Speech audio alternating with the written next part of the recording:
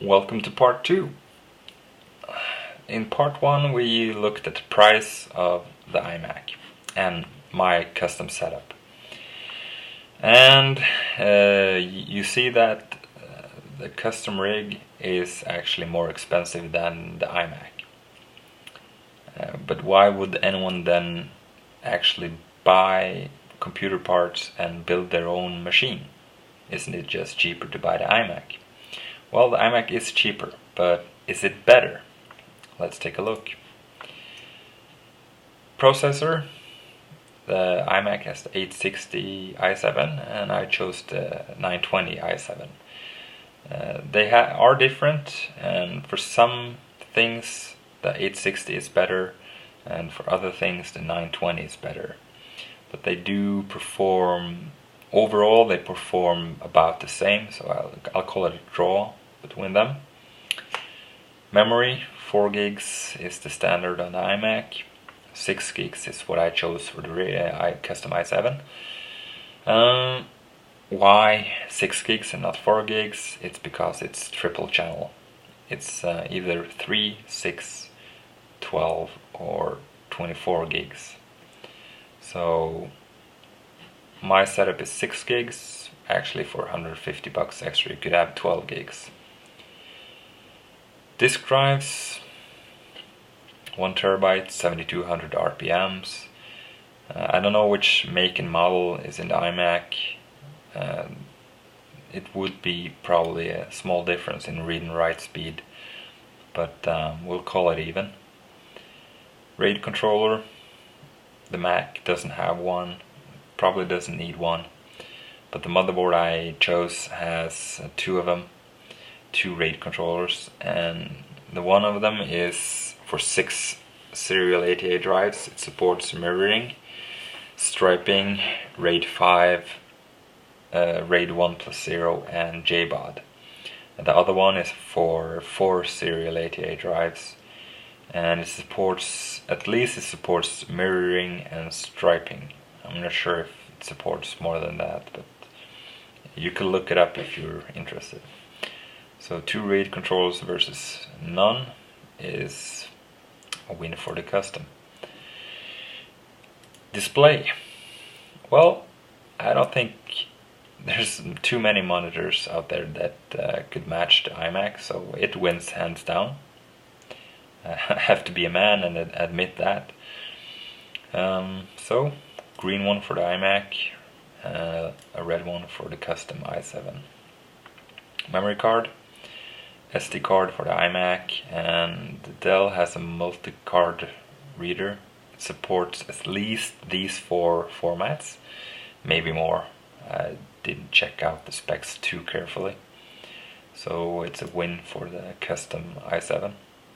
Optical drive, 8-speed DVD dual layer versus 24-speed DVD dual layer. The custom i7 is better.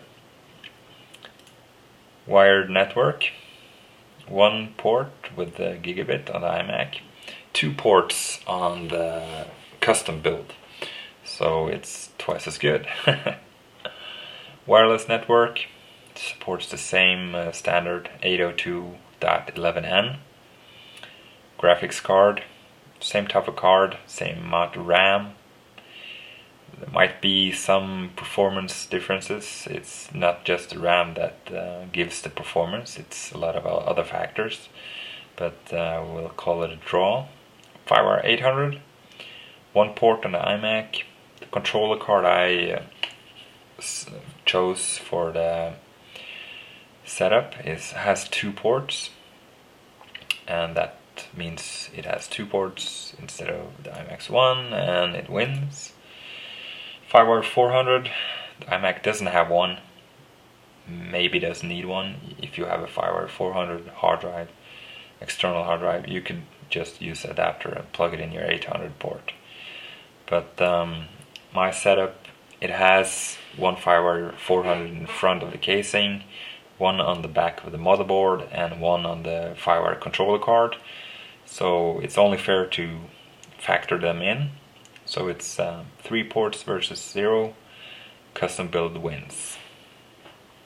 USB ports, 4 on the iMac and 13 with my setup. Actually, you could have 15 on the setup if you buy an extra USB bracket. It doesn't cost much, a few dollars maybe. And why 13 and 15? It's because when you take a USB cable to hook your monitor up to the casing, you lose one, but you gain the 4 ports on the monitor, so that's 13. Webcam, I don't know the specs of the iSight. I tried to Google it, only found specs on external iSights from 5 years ago or something like that. So the one I chose for my rig is 2 megapixels with a built-in microphone. So since I don't know the iSight specs, we call it even. Video inputs, iMac has a mini display port, does not support anything else than DisplayPort signal. If you buy an external converter, not adapter, you might be able to hook your DVD drive and DVD player up to the iMac, but you would have to buy an external box that converts the signal from DVI, HDMI to DisplayPort. The Dell, on the other hand, has excellent connectivity. It has VGA, 2 DVI ports, 1 HDMI, it has DisplayPort, component input, and composite input. So you can hook up basically everything that you have in your house. Your DVD player, your Blu-ray player, your camcorder, your iPod Touch, your VCR, whatever, you can hook it up. You can even hook up MacBook or whatever using the DisplayPort. Video inputs, mini DisplayPort on iMac. If you buy an adapter, you can have DVI, dual-link DVI, HDMI, and VGA. On the graphics card in my setup, it has 2 dual-link DVI ports, and adapters for VGA and HDMI is included. It also have a S-video output and an included adapter for composite from the S-video. So you can hook that custom on a rig up to most monitors, most TVs, flat screens, or even old CRT TVs, and basically any video projector on the market. Ergonomics. The iMac has tilt. The Dell has pan or swivel. It has tilt, it has pivot, and height adjustment. I'll especially focus on the pivot because if you work in a graphical environment, it's pretty handy to be able to pivot your monitor. So if you're editing a photo that is in a portrait mode, you can actually turn your monitor 90 degrees and use more of your screen to edit the photo. It's handy. It's not a necessity, but it's handy. And when it comes to Geekbench scores, Applesoldiers posted his score. I think it was around 8,400 points, but that was with 32-bit Geekbench. I've seen Geekbench 64-bit scores around 9,500, 9,600, and also seen i7 rigs with this particular motherboard and this 920 i7. They score around 9,400, 9,500 points, so they benchmark pretty much the same. And if I hadn't bored you to death yet, I hope you can follow to part 3.